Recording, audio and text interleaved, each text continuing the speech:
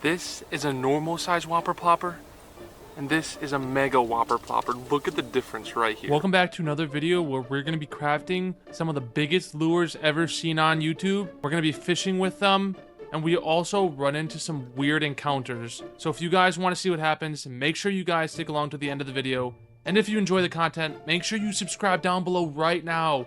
I'm getting close. I want to hit 1,000 subscribers by the end of the year. So if you guys can do that for me, that would help me out a lot. But let's get right into the video. I started printing some new lures. And I was like, okay, need a glide bait. Let's get that started printing. Tested out some files. And I forgot to change the size of it. So we're looking at about 13 inches. And to be honest, you guys don't see many 13-inch glide or swim baits nowadays, let alone anybody throwing them.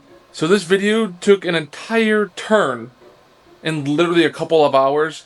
It went from fishing with YouTube's biggest whopper plopper and trying to catch a huge fish, to now I'm going to be probably throwing multiple ginormous lures and trying to catch huge fish. Not only are we going to have a whopper plopper, we're going to now have a glide bait, and now that I think about it, we might have to print another one just for the fun of it for the video.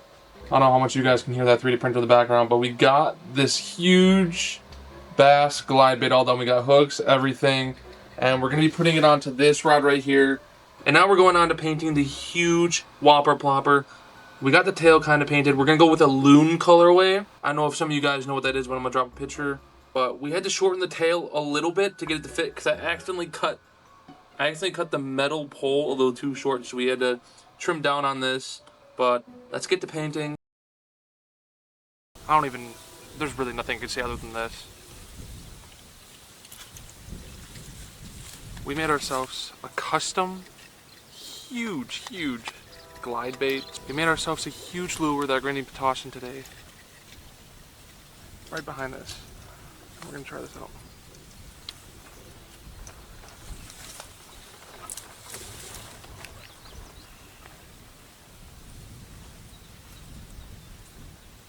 I'm pretty proud of it. It looks cool. It's supposed to be a bass. Kind of looks like it could be a walleye just based on the eyes, but it's supposed to be a bass. Got how big it is. I think it's 13 inches or something like that. It's something crazy. But we don't only have one.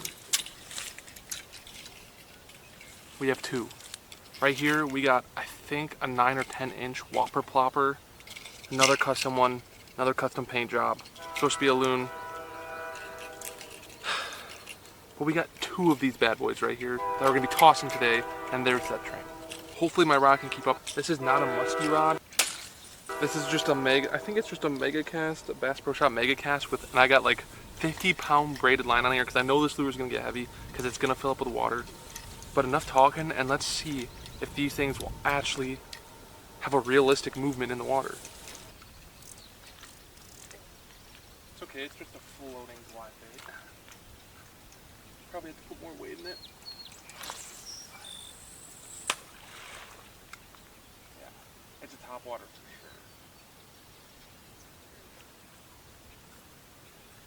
sure. Just kind of losing a lot of water just sitting there, but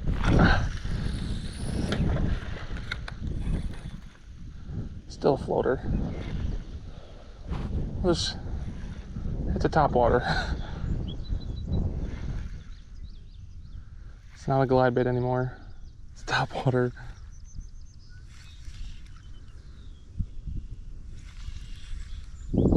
I guarantee if we had a hungry like pike or musky coming through here and we just slowly retrieved it and it looked like a dying fish, I mean, guarantee we'd have one. But the chances of that are very slim.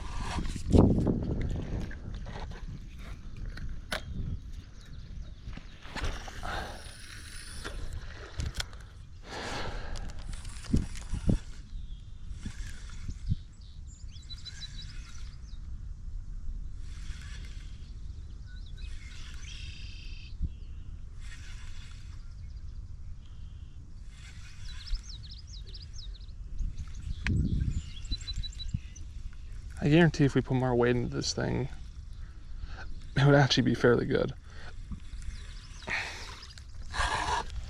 Like the action on the thing, the tail, like, it's not bad whatsoever. It's got because this thing is just floating on the top. If we make it any heavier, this rod might break.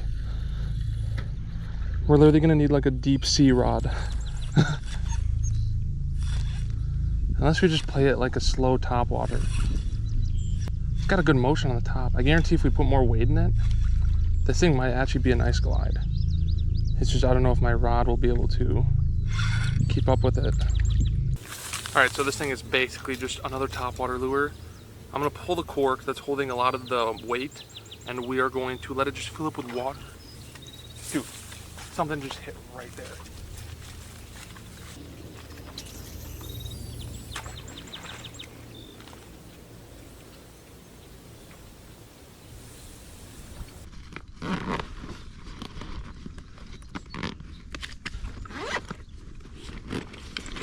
Let's pop this cork, let it fill up with water, and see if we can get it to go deeper. And we'll try using some water weight to get it to go under.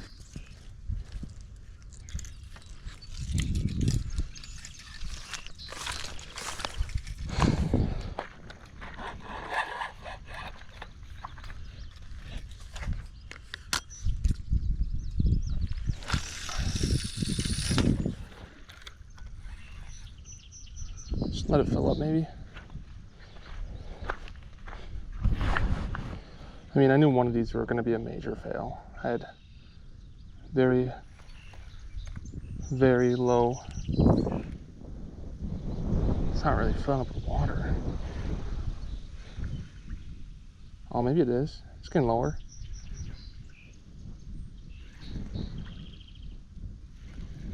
Maybe if we play it slow, like it's just like a slowly dying fish. Top water, slowly dying.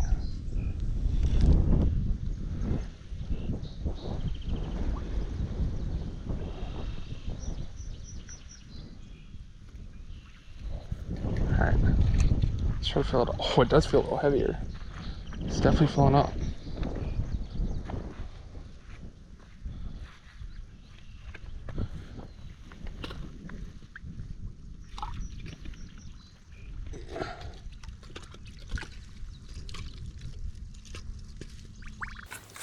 Alright, enough of this thing. It's not what I expected. I think we're gonna have to put some more weights into it for it to actually go underwater and actually work like a lure. Right now it just looks like a slowly dying fish on top water, so we got the huge whopper popper tied up. Hopefully, I have high hope. I really hope this thing works. I mean, the tail could use some WD-40 or some oil, some grease. I don't know. Doesn't spin too well, but I have better hopes in this because it's actually meant to be a topwater lure compared to that glide bait that was just floating.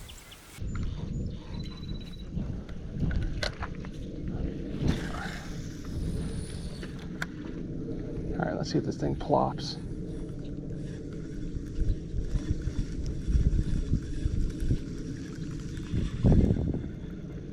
Come on, start plopping.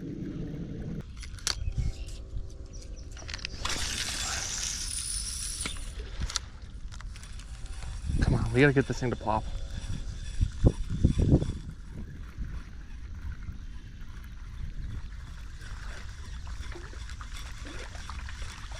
Oh, we got it to plop. It's a plopper. Oh my gosh, we got it to plop. You just gotta reel super fast.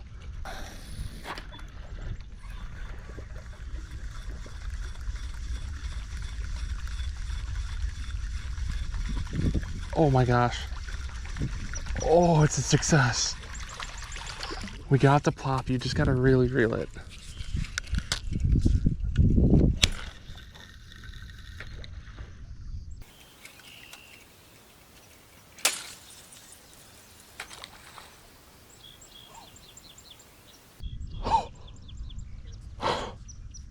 I knew that was gonna happen. That's the thing.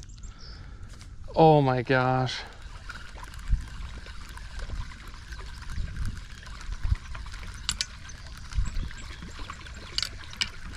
So we got it to plop. Now our rod is broken.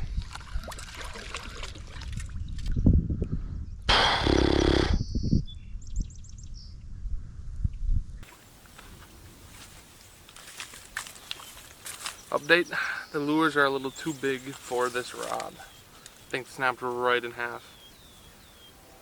Oh, and it was working so perfect. Do I just cast it broken and hope for the best?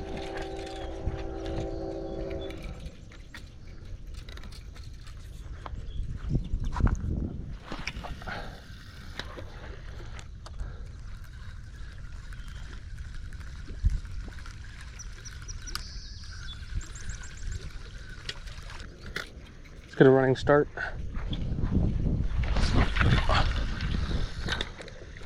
All right.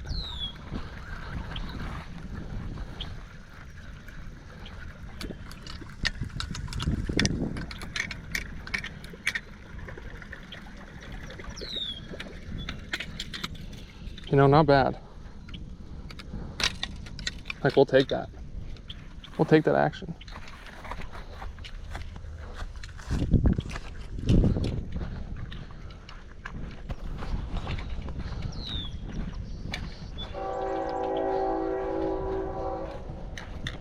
I'm tired of giving up, and I'm not letting this broken rod let me give up.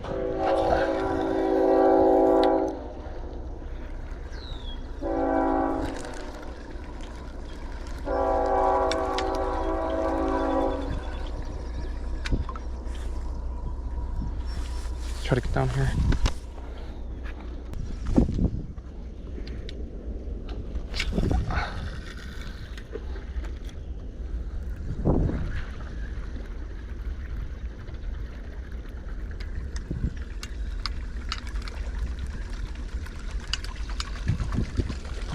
Action on it, dude. It actually plops. I'm actually excited. It actually plops.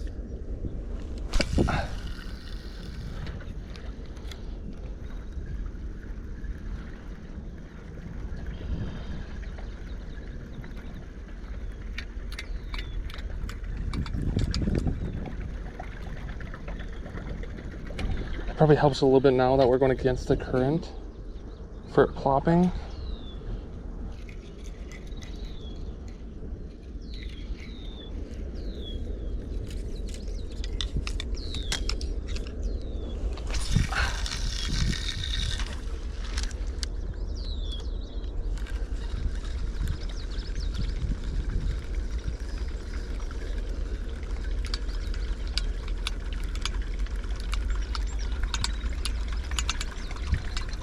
Dude, you can't tell me something wouldn't hit that.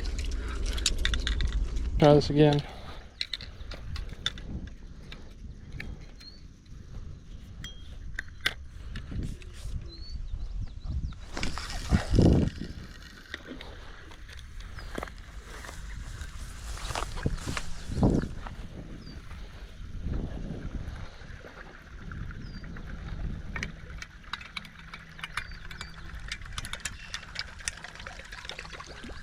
It's got super good action. If our rod didn't break, I guarantee we could be out here catching a lot of fish on this thing.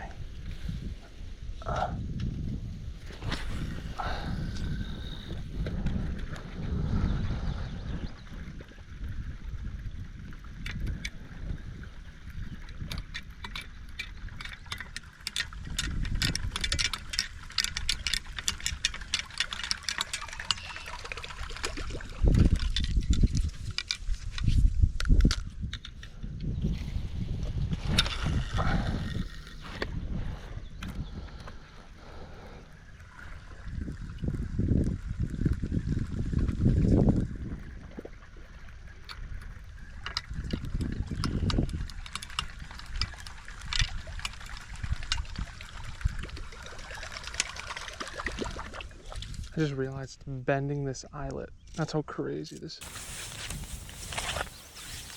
All right, so now we've improvised, and now we just have a tiny little short rod right here. We just took off the other half, and we're gonna be using this tiny little rod.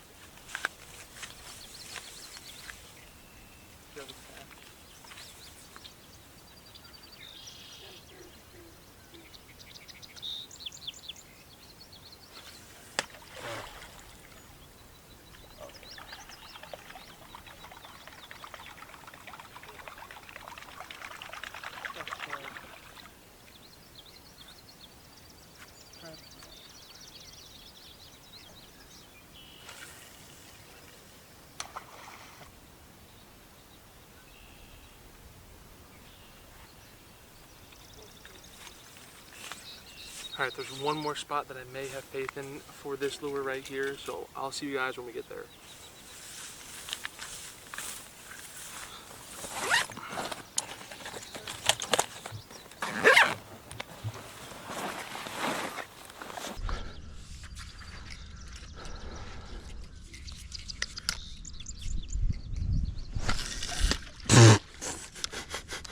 Okay.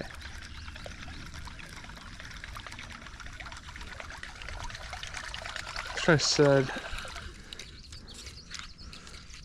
try throwing it like this. That's not bad.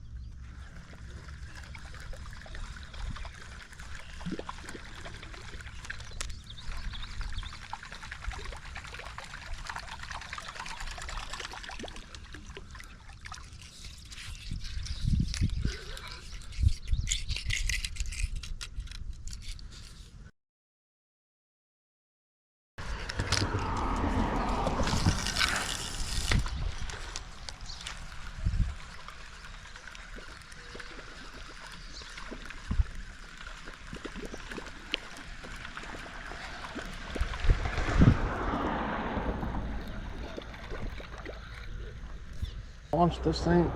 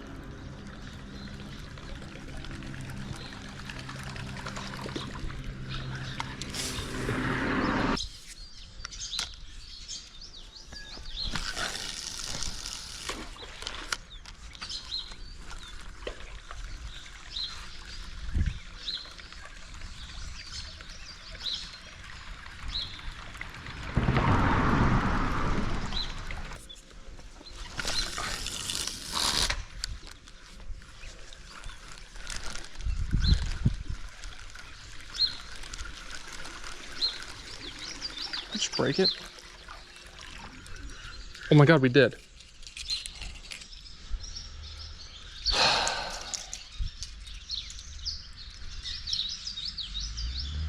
Well, that was the biggest fail ever. Alright, so that was a big fail. The tail kind of snapped off and broke when we hit the rock over there. So now we're down to nothing. We got a broken whopper plopper, and we got a glide bait that isn't heavy enough. So I guess coming out here was just a test to see how these lures would do.